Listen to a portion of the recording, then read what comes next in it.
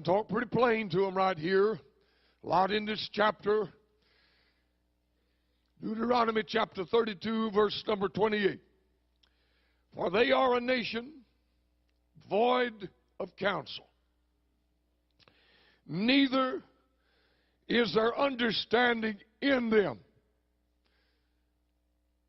Oh, that they were wise, that they understood this, that they would consider their latter end.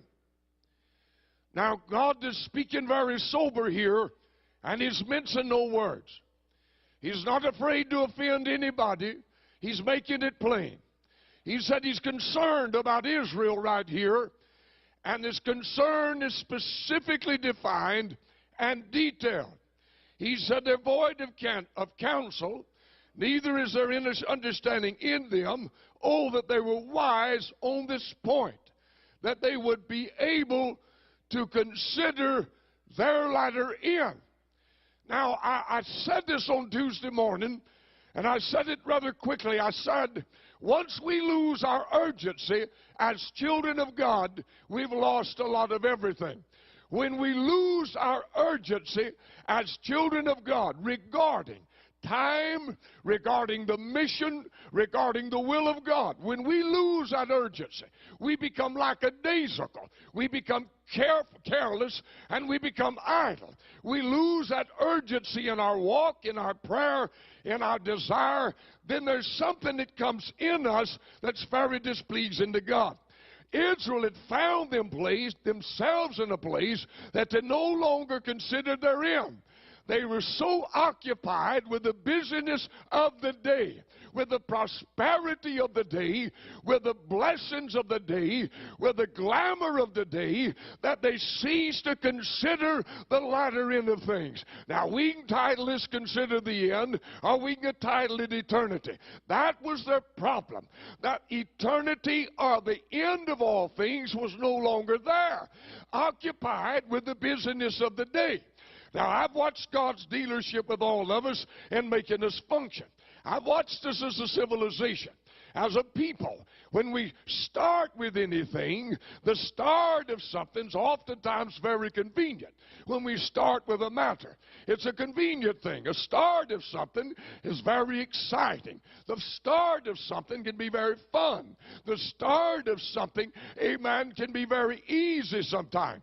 I don't know if you know what I'm saying. Let me tell you to it this way. I'll break it down as small as I need to. When you start something, it can be very fun, exciting, and enjoyable, right? When you first got married, you couldn't wait to get married. Now, about 25 years later, you may not be as excited as you was when you was chasing her and she was chasing him. I said on the front end, it got real good, didn't it? Amen. You just couldn't wait to get her, and she couldn't wait to get you. Amen. You just felt like you could just eat her before you married her, and you married her and wished you had her.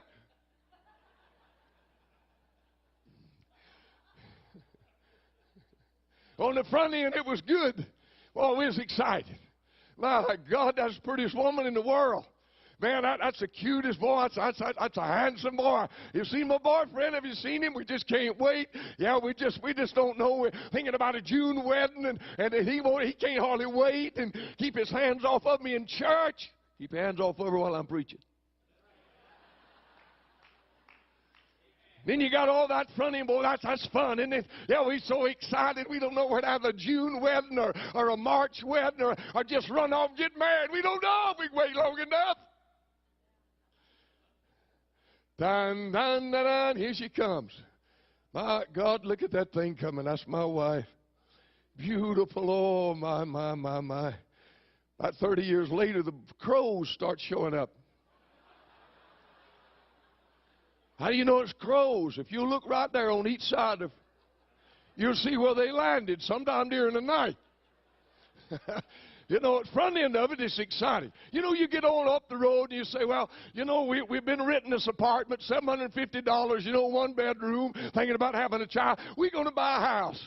We're going to buy a lot. We're going to build a house. And we're so excited. We don't know where to get 2 bedrooms, 3 bedrooms. We don't know. I wanted a little foyer. I wanted a kitchen where we could put and we just talk about it. We're so excited about buying this house. And